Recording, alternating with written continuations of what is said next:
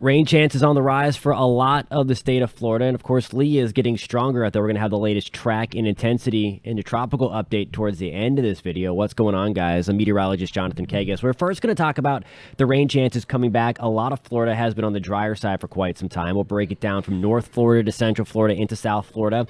I will put time codes in the description. If you're more interested in the tropical update, then you can skip across and look at the latest on the tropics, which does have Lee now getting to Category 5 status later on in its life over the weekend and into early next week. We'll take a look at the latest track. Still cautiously optimistic again that this is going to turn way before Florida.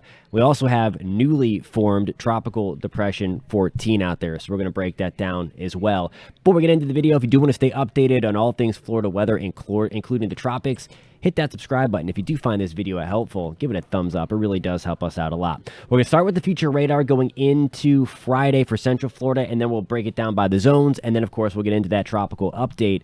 There you go. Through Thursday, most of us are dry. I think we start things off dry on Friday morning, and then look what happens. The sea breeze ignites. Looks like the West Coast sea breeze teams up with the East Coast sea breeze later on. There's 5 o'clock, and you see thunderstorms all over the place. Again, storm chances on Friday finally get up to that 60-ish%. A lot of us going to see the rain, especially through interior Central Florida, and then kind of blowing back towards the coast a little bit. Some of these could meander and linger. There we go. On Saturday, you kind of saw the sea breezes get going with the heating of the day. A few of those storms firing up right along I-95 and then closer to I-75, and then meeting in the middle, giving us a decent high shot for storms again on Saturday. Certainly, these are the highest opportunities for rain that we have seen in quite some time, post-Idalia anyway. High temperatures get on the hotter side again. Average highs for this time of the year back to around 90, 91 degrees. We're going to be right around that, maybe a couple of notches higher than that in interior Central Florida. There you go, 94 in Orlando, 94 degrees in Sanford. Broadening things out a little bit. There's a wide view of the state of Florida, and again, still through Thursday evening, a lot of us are dry. We do have this little disturbance giving us a few thunderstorms trying to push through towards the Panhandle and Big Bend of Florida. That's going to be early on Friday morning. That's 6 o'clock in the morning. Those kind of fizzle out as they push to the north, and then you kind of saw that little loop there. That helps to get the West Coast sea breeze going, which pushes storms from west to east. So there you go at 3 o'clock again, heads up towards Jacksonville, St. Augustine, into Palm Coast, Bunnell, through the Orlando area, into Sanford, into places like the Land.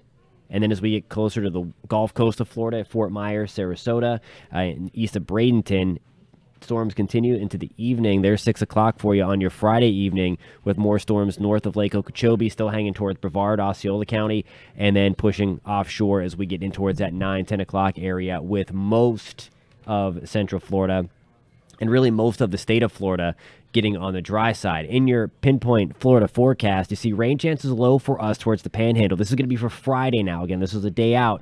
You see those storm chances really increase, though. We saw that rain kind of sneaking down early for us closer to the Big Bend, so Tallahassee. That is why our rain chances are a little higher on Friday, back to 60 to 70%. Cedar Key at about 40% shot. And then with that sea breeze getting going and pushing further inland from the Gulf Coast, inland Gainesville, our rain chances are high. Same deal for us in Jacksonville and into St. Augustine. Storm chances stay elevated in Central Florida as well for your Friday. Inverness, a 40% shot. Storms really get born around us and then push inland a little bit. Back to 60% chance in Orlando. Lakeland, we have a 60% chance. Daytona Beach, our rain chances again elevated, especially later on into the afternoon, early evening as well, as those storms really fire up along I-95 and then start to come back at us towards the evening on Friday. That's going to be September 8th, by the way. West Palm, our 20% shot for storms. Marathon and Key West, the Key is looking really nice tomorrow, back to the upper 80s for highs. Fort Myers, 30% shot for storms. Sarasota, we'll have a 40% chance for storms again to develop around us and then kind of meander further inland a little bit. All right, here's a tropical update. For the most part, when we talk about Lee, this is going to be something that is going to be kind of that atmospheric wonder that we can be awe-inspired about the intensity and the strength of this thing. I'm still optimistic that this turns from Florida. We're going to get into that a little bit further, but this is the 11 o'clock advisory, and look at how this thing just exploded. For perspective, at 5 o'clock in the morning, it was an 80-mile-per-hour storm. At 11 o'clock, we have a 105 mile per hour storm, and you see the well-defined eye. This is the telltale sign of rapid intensification, by the way, just from a meteorological standpoint. You see that purple flare up there, and then that other purple flare up. When you get those kind of dueling cumulonimbus towers on each side of the eye wall, and then they wrap around the center, that is the telltale sign. That is the textbook mark that rapid intensification is underway. So this thing is going to explode in intensity over the next couple of days. And as of the 11 o'clock advisory from the National Hurricane Center, officially expected to achieve Category 5 hurricane status. You see it there by Friday, maybe even sooner. Again, this thing is going to take off over the next couple of days. That's 8 o'clock, officially expected to be a 160 mile per hour category storm. Again, this is a very aggressive forecast, but one that is kind of in the middle of hurricane models. Some of these go even further, 170 plus mile per hour storm. We will see what happens, but the good news is, as this is happening, you see where it stays, away from the Northeast Caribbean. Still watching a little bit for the Turks and Caicos, and then as we get further out into the future, that bend continues to look like it is going to happen way before it gets to Florida. Now, this is going to be something next week that is really going to chew up our beaches. This is going to create some really rough surf and rip currents, but all things considered, we want this thing to stay away, and that's going to be, again, a relative positive. Most of the global and hurricane models tightly packed. Again, this is a very high confidence forecast early on. The kind of lower confidence comes in as this would get towards early next week and gets to latitude again with the Turks and Caicos. Where does it make that turn? And that's really, again, mainly for, does this threaten the Mid-Atlantic? Does this threaten the Northeast and the Canadian Maritimes where that turn happens? I think we're still pretty good because of what we talked about in the last video or so.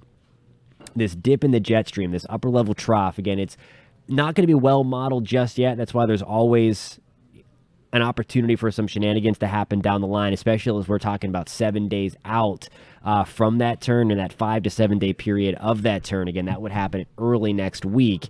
But what we're looking at here is this dip in the jet stream. You see that by the change in colors right here. As long as that is there, again, we would have to have a significant change in the upper air pattern for how it's forecast for this to really impact Florida. And again, at this time, I'm not really seeing that. So again, that's good news for us. The issue comes for Mid-Atlantic, New England, and the Canadian Maritimes up here because of this little appendage or that little nub there of high pressure. If that continues to build back in stronger, that kind of prevents Lee's escape route. So that would be something we'd be watching for our friends in New England and the Canadian Maritimes. But for Florida, this continues to look like a positive note because of this dip in the jet stream that's going to be meeting it by the time it would make that turn. That is the mechanism that's going to be helping it. Now, it's not sampled that well by our upper air network, so we always have to be cautious. But again, this is modeled pretty well on most global models that we are going to have a jet stream somewhere coming through there, dip in the jet stream somewhere in the deep south, which is going to help it lift it up and away.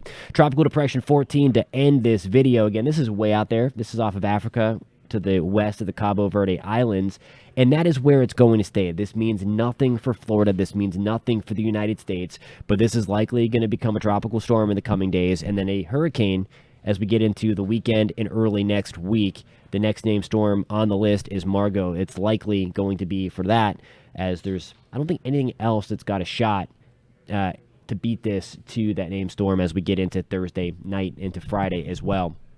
Just something noteworthy, but again, this is not coming here. Still keeping a close eye on Lee. Again, it's always that until it turns, there's always a shot.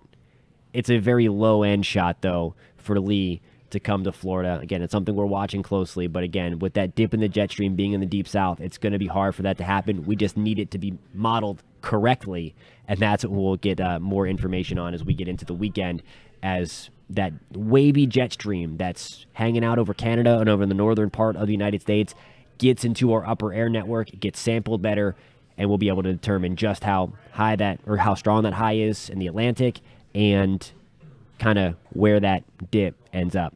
Thank you guys so much for watching. If you found this video helpful, please give it a thumbs up. If you do want to stay updated on all things Florida weather, and of course, as we roll through the peak of hurricane season and the rest of it, you have to hit subscribe. Please do that, and we'll catch you next time.